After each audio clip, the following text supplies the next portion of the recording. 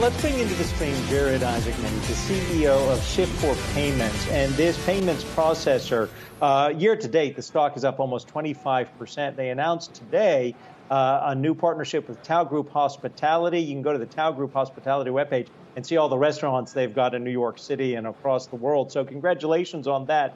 But this pandemic has changed the way we all use our phones for digital payments. So I can only imagine your forward guidance is probably looking pretty good.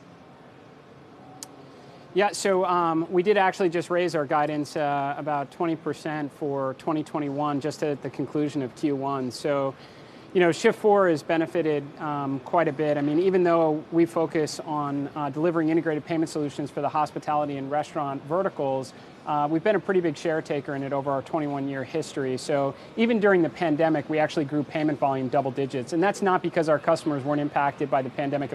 They absolutely were. It was simply because we have a value proposition that resonates really well during the best and worst economic times. So we're now seeing, you know, a combination of the volume that we've accumulated in the 21 years history, the volume that we've accumulated over the last years. We've added new customers. And now you couple that with, you know, people coming out, you know, re-engaging in commerce, weather warming, you know, COVID restrictions loosening, and a lot of pent-up demand, and it's causing some pretty extraordinary volume growth that we're seeing now and as we expect through the years ahead.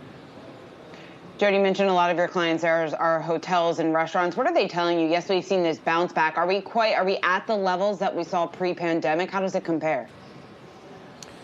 So, I mean, that's a great question, and it's literally changing by the day. So it's been interesting, actually, throughout the pandemic, right? I mean, even if you were to take the summer of 2020, so almost a year ago, you had hotels that were in the proximity of a national park, and they were sold out as people took to the road and just tried to escape some of the realities of the pandemic. But if you wanted to stay at one of our hotels that we process payments for in a city, they might very well have been closed. As we move into 2021, you typically had at the beginning of the year, restaurants were down on average about 30%. From pre-pandemic levels, and hotels were down between 40 and 50%. Now that's changed as we progress through Q1, so much so that, I mean, in warmer weather climates from Q1, you had Florida and Texas blowing out volume levels from pre-pandemic levels in a pretty extraordinary way. And now as we look at the country, you know, in recent days, I would say you're at or above pre-pandemic levels in most major markets.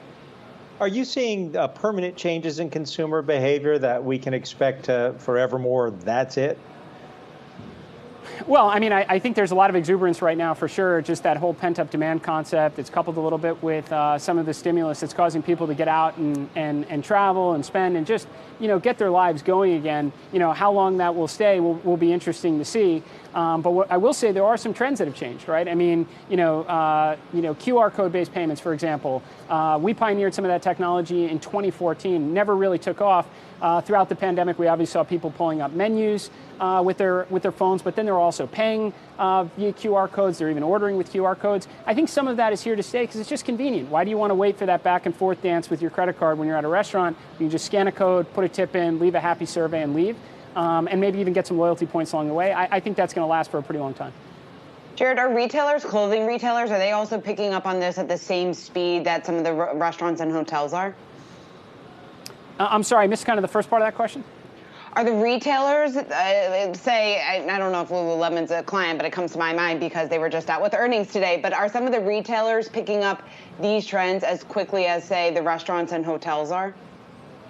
I think it's different, to be honest. You know, for sure in the retail space, you've got a lot of, you know, e-commerce volume that was pulled forward a little bit from a trend that was happening anyway.